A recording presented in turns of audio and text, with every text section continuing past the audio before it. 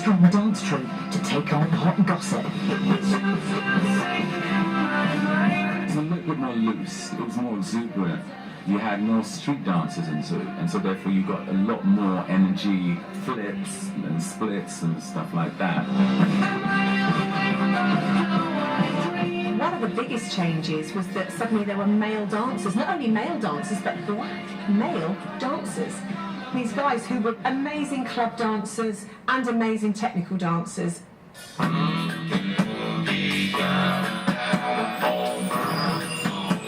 CLIVE, he was a street dancer. I knew him from clubs that we used to go to, like Crackers and Bird's Nest.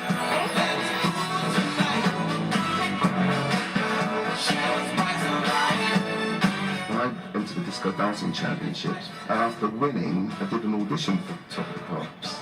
They said, right, you're on the first show.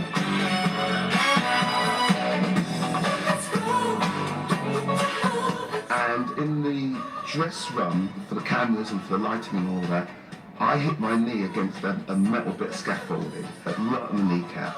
I couldn't even stand up, it was so painful.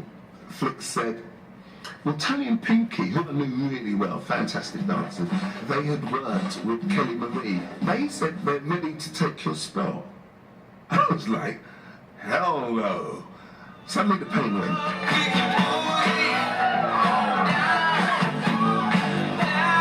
That competitive spirit against arch enemies of the dance floor, I was never going to give it away. They'd have to kill me.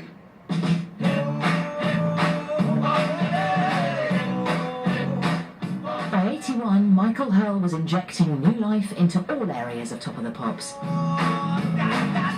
increasing the size of the studio audience, and with handheld cameras and swooping crane shots, bringing a new immediacy to the show.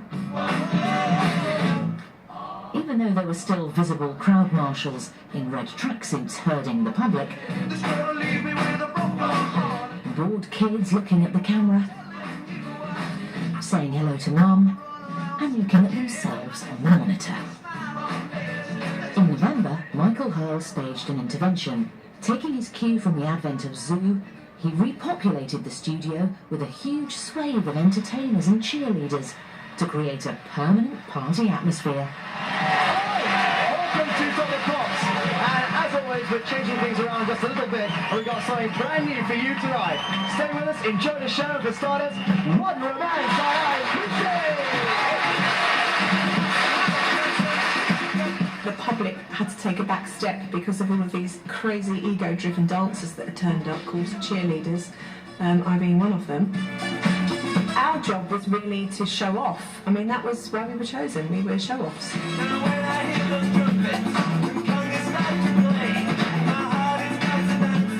Michael wanted us to look like we were fans of the music, people who would buy the music. He wanted us to look like the girl next door, but a supersized version.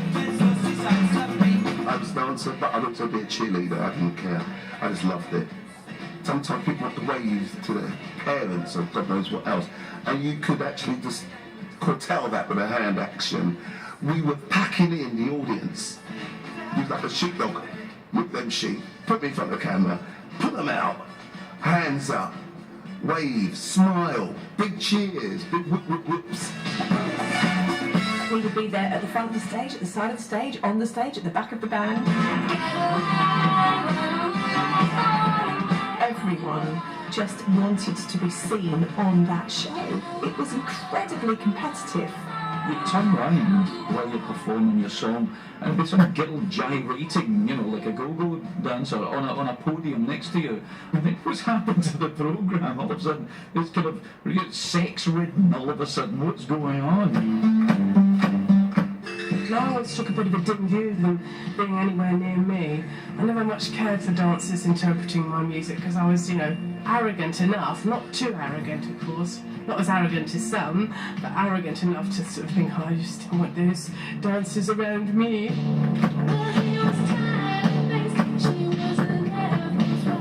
As well as the cheerleaders, in the audience, you would see people from nightclubs, like Blitz Kids, who eventually would become stars in their own right.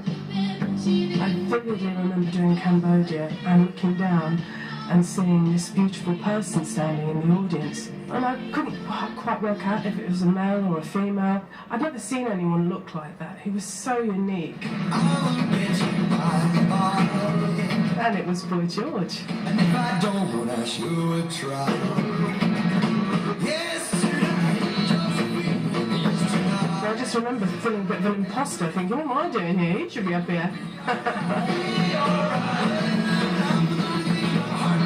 We knew where he was going, and very shortly after, of course, he was standing on that stage.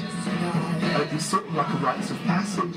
If you wanted to become a singer, Top of the Pops was one of the only shows that was easy to get on a guest list and get yourself on TV to see how it worked. It's a bit like research.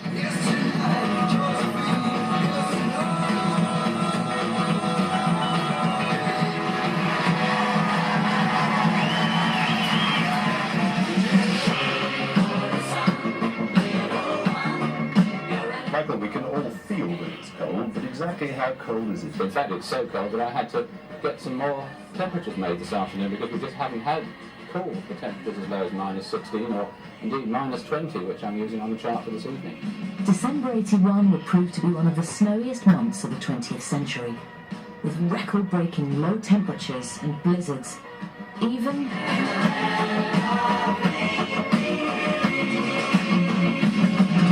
Here's the snowman and the hokey cokey! and Christmas saw a seasonal pack of contenders climbing the charts, chasing the coveted #1 slot.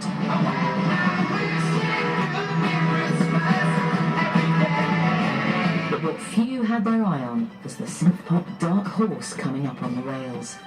Least of all, the band themselves. We'd had 3 singles from one album, Sound of the Crowd, Love Action, Open Your Heart, and we thought that the public would be fed up with us, didn't we? We thought they'd be bored, that they'd had enough. And the record company were putting Don't You Want Me out, and we said, no, it's our sort of Des O'Connor song, I think is what we said at the time. Hence, last track, side 2, bit of a gap between one before. I'm sure what they meant by it being their Des O'Connor song was that it's a little bit cheesy, the sentiment. But we'd held back Don't You Want Me because we thought that was the best.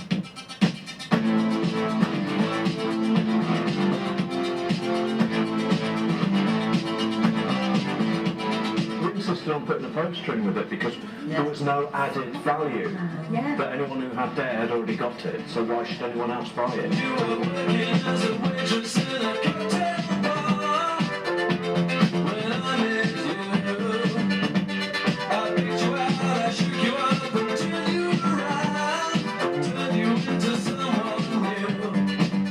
When you are in a band, your aim is to get to #1. When someone phones you up and says, fabulous, you're #1, you go, wow, that's brilliant, for about 5 minutes. And then it's a bit, What do we do now? right, what do we do now? It's been the worst December weather since 1901. Abandoned cars and coaches had still to be dug out of snowdrifts this morning. It was the day we got stuck in the snow near Fishguard in Wales. And we were on tour, we were going to go to Ireland, get the ferry to Ireland. Our bus driver had to get off, go to the local farmer and get a tractor to come and pull us out. We were there for hours. Yeah, we were freezing, we got no heating, we were wrapped in the curtains from the bus. And it's like, oh, right, okay, so this has been #1, is it? Great. I was working as a waitress in a cocktail bar. That much is true. But even then I knew I'd find a much better place, either with or without you. My biggest memory on Top of the Pops when we were #1 at Christmas was when our producer, Martin Rushen, was in the crowd, and it was a practical joker, and so he decided to bring along a can of Crazy String. It went straight into my mouth. And there is just shots of me going, I'm trying to spit all this stuff out of my mouth.